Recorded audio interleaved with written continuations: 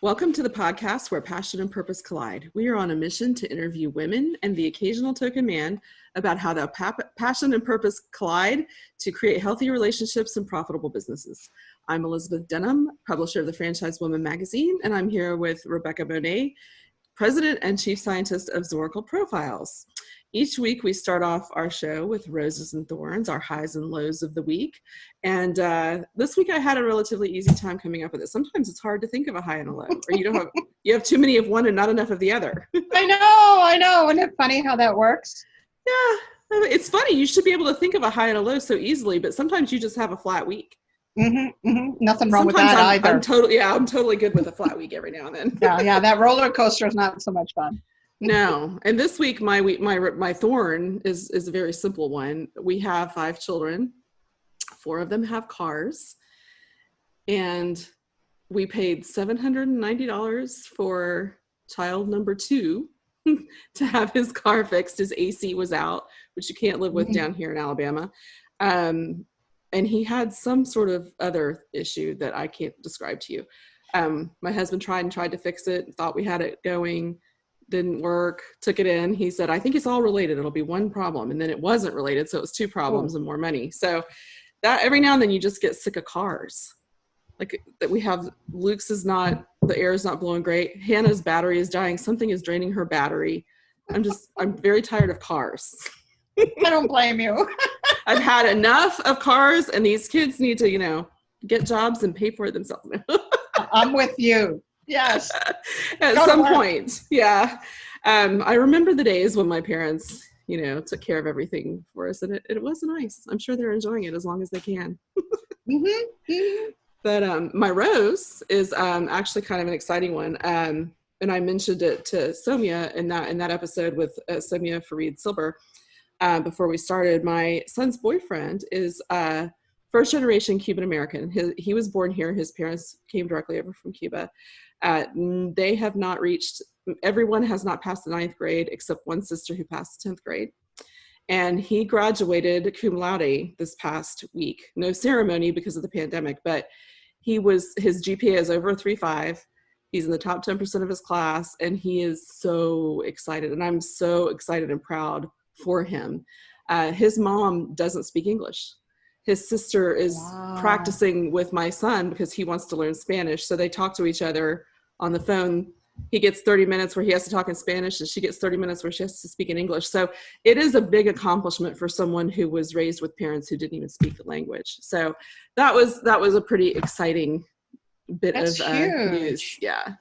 It's going to completely change the direction of that family, right? He's this first generation, setting a whole new legacy for generations to come.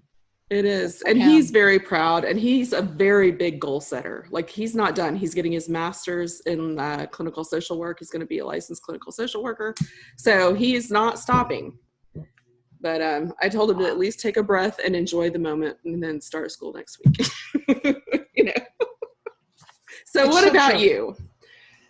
Well, as you know, I have a mother who's in a nursing home, and she's in her last days, lingering longer than we had anticipated.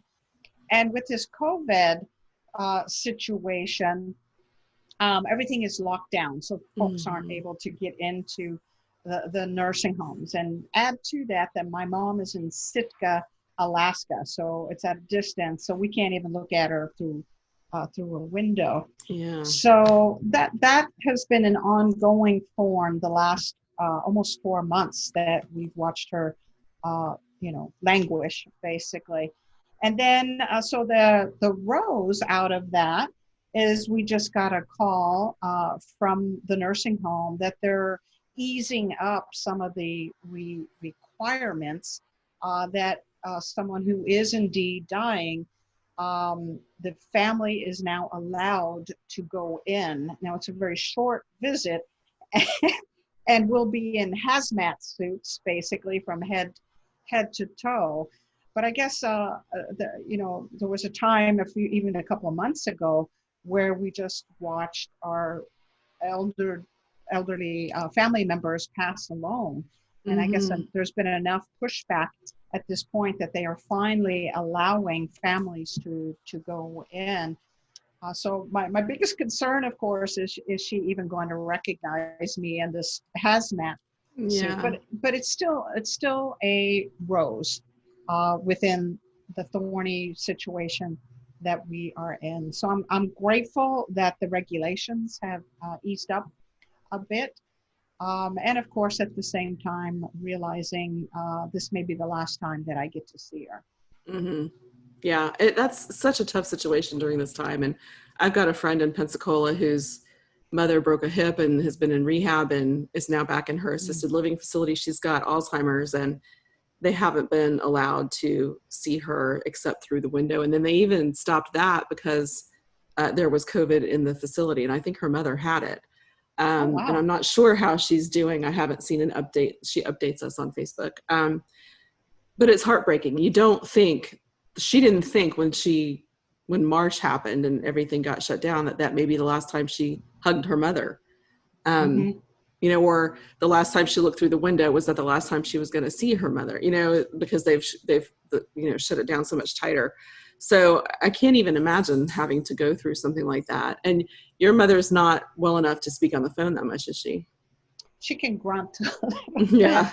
and she does smile. She recognizes my voice and my brother's voice, Mm-hmm. but she's not communicative any longer. So it'll be interesting visually to see how she responds, because that's a very different situation. But to your point, it really makes all of us aware of COVID, whether you have ailing parents like mine or otherwise, that we do need to plan our lives, that this may be the last hug, this may be the last Mm-hmm. conversation, and to remember how important people are in our lives, to leave every interaction knowing that might be the last interaction. So don't forget to say I love you. I'm pretty big about that, Yeah. and to smile and to connect at some kind of heart level with those that are in your sphere, family or otherwise. So,